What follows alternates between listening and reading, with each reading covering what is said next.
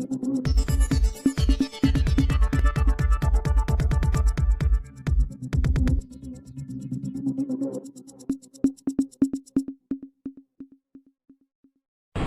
હીરપુરા ગામના ખાતરકાંડના આરોપીઓ 2 દિવસના રિમાન્ડ પર.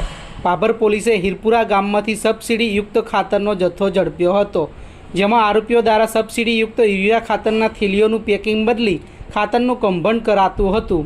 પાબર પોલીસ દ્વારા બંને આરોપીઓને કોર્ટમાં રજૂ કરતા કોર્ટ દ્વારા 2 દિવસના રિમાન્ડ આપવામાં આવેલ. પોલીસે રિમાન્ડ દરમિયાન વધુ પૂછપરછ હાથ ધરી છે. માનનીય શ્રી ચિરાગ કોરડિયા સાહેબ, રેન્જ આઈજી શ્રી કચ્છ ભુજ તથા શ્રી ચિંતન તેરૈયા સાહેબ, પોલીસ અધિક્ષક વાવથરા જિલ્લો ના બંનેઓની સૂચનાથી અસામાજિક પ્રવૃત્તિ કરતા ઈસમો વિરુદ્ધ કડક કાર્યવાહી કરવાની સૂચના અન્વયે ભાભર પોલીસ સ્ટેશનના પીઆઈ શ્રી તથા તેમની સાથેના માણસો ગત 29/10/2025 રોજ રાત્રિના નાઇટ રાઉન્ડ પેટ્રોલિંગમાં હતા.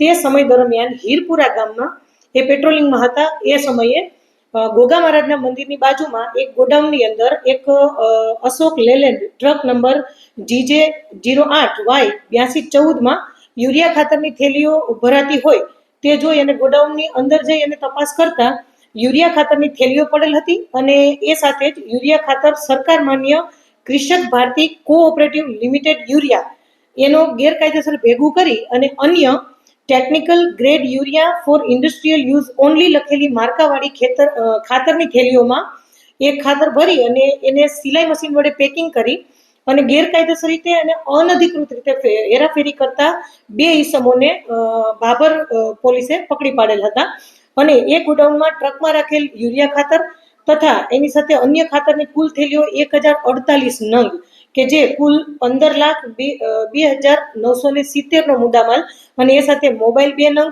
તથા 2 સિલાઈ મશીન અને એ બધું અન્ય મુદ્દામાલ મળી કુલ 22,19,970 નો મુદ્દામાલ પકડી અને કાયદેસરની કાર્યવાહી હાથ ધરેલ છે.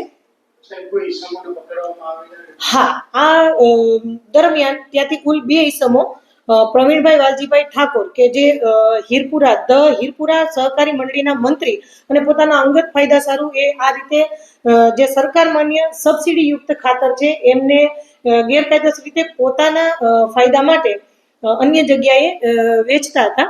એ એક અને એમની સાથે નાદર હુસેન બરકત અલી જાતે રાજડ અને રહેવાસી બુરહા જિલ્લો બાડમેર રાજસ્થાન તે ટ્રક ડ્રાઈવર તરીકે ત્યાં હાજર હતો. આ બંનેને પોલીસે પકડી પાડેલ છે.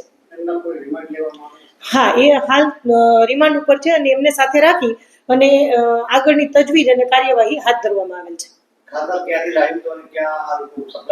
હાલ તો એ ખાતર ગોડાઉનમાંથી પકડેલ છે અને બંને આરોપીઓ આપણી સાથે છે અને તપાસ પર હાલ ચાલુ છે. તેમને પૂછપરછ કરી અને આગળની વિગત તપાસ બાદ ધ્યાનમાં આવશે. ના, હાલ એ બધી વસ્તુ તપાસ આધારિત ચાલુ છે એમની તપાસ. હાલ આરોપીઓ રિમાન્ડ ઉપર હોય અને તપાસ ચાલુ હોય એટલે તપાસ દરમિયાન ખુલશે, આગળ ઉપર જાણ થશે.